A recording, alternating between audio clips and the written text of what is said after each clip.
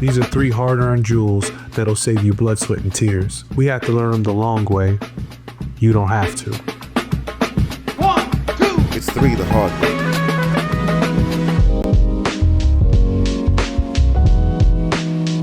It's different, right? Like when you're on a salary, you typically have other benefits that come along with being on a salary. As opposed to a freelancer, it's different. It's not one-to-one. In-house usually comes with things like paid time off or medical, dental, all of these other benefits that typically like freelancers have to figure out on their own. A freelancer might make more if you're just talking about the dollars that are coming from the job in like, let's say like a 2-week span, they might make more, but when you add up all of the benefits that somebody that's on salary is getting, the person on salary might be the same or might make even more than the freelancer.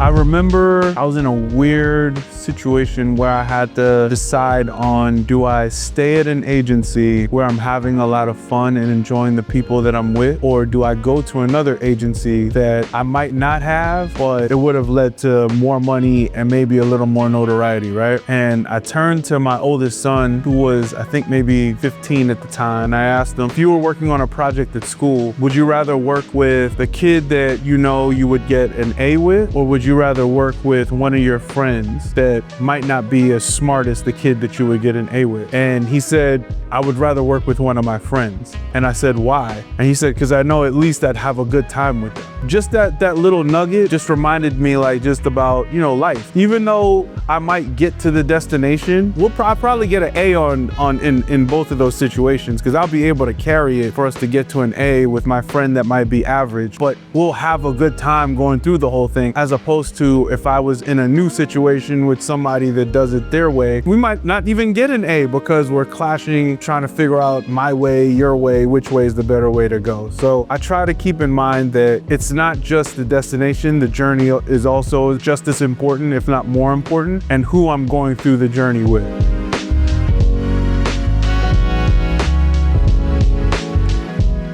Yeah, I think the hardest part of going from being an IC to, I think, being a people manager is your skill set has always been proven by the work that you're doing. Now you're going to be judged on how you're impacting the people and the work that they're doing. So how are you able to get them across the finish line as opposed to you getting across the finish line? Being their advocates and being able to like get them to do the best work they possibly can. I think the hardest part is when you see the situation and you're like, I could have made that better, or they have an idea and you go, don't do that, do this idea. You know, like I think sometimes I've seen creatives not have all of the details and start giving their perspective because that's how they would have done it. What I would suggest to those types of creatives is take the time out to ask the questions to get a better understanding of the situation, and then try to help your creatives that are in the weeds be better versions of themselves instead of trying to be a version of you